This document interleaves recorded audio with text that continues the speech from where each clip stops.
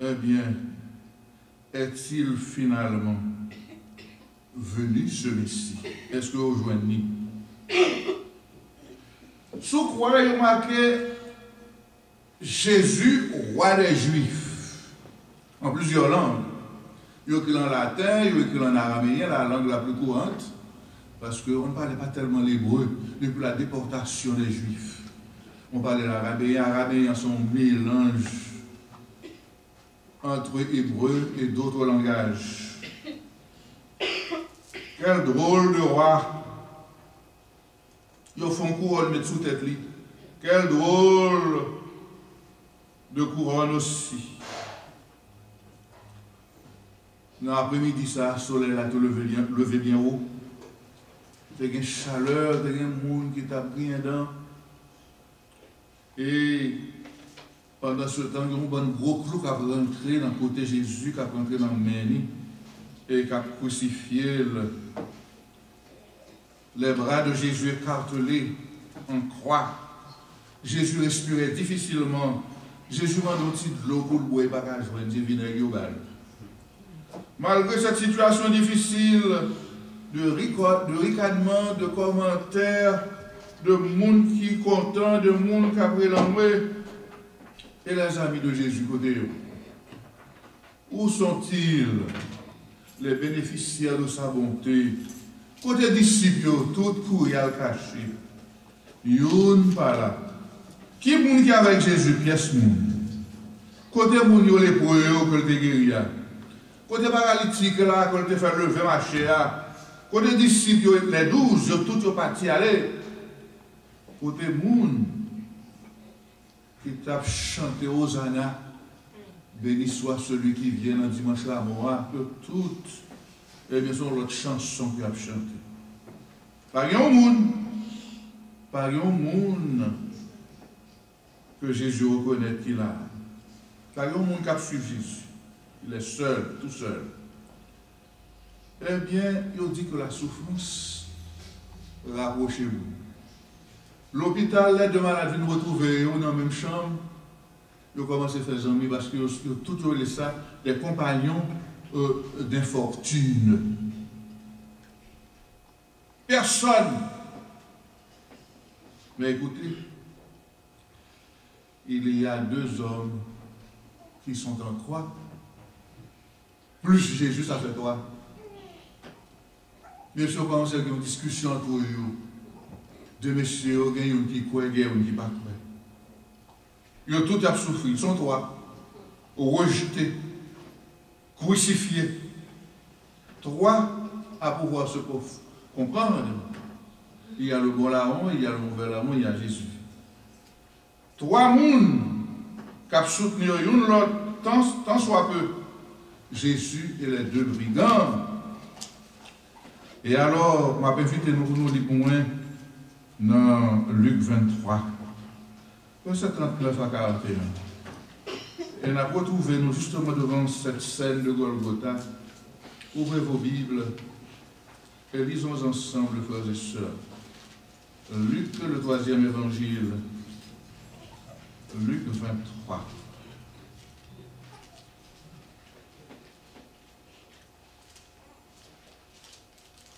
Revoyons cette scène que nous connaissons déjà, mais qui paraît toujours nouvelle.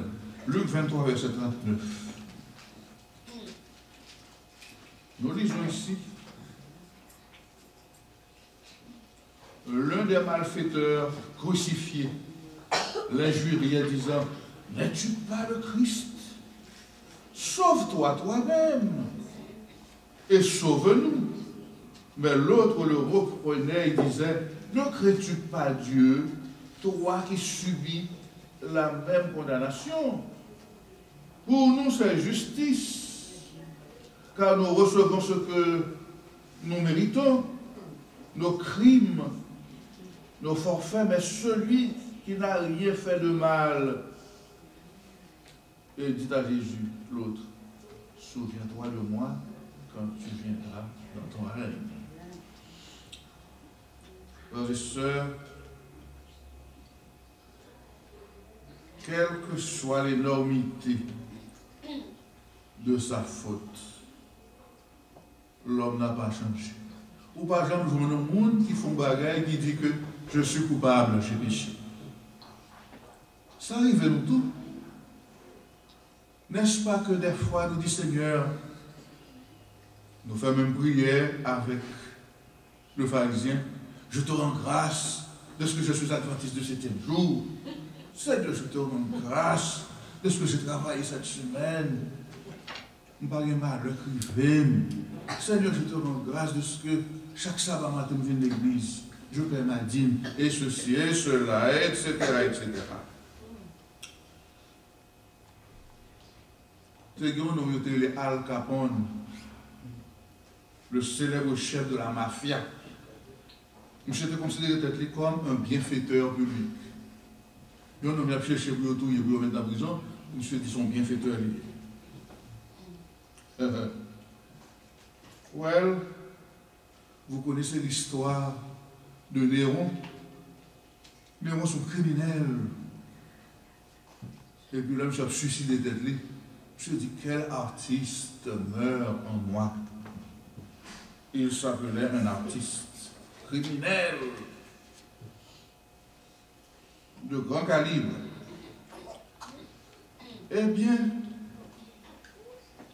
frères et sœurs, le brigand sur la croix, lui,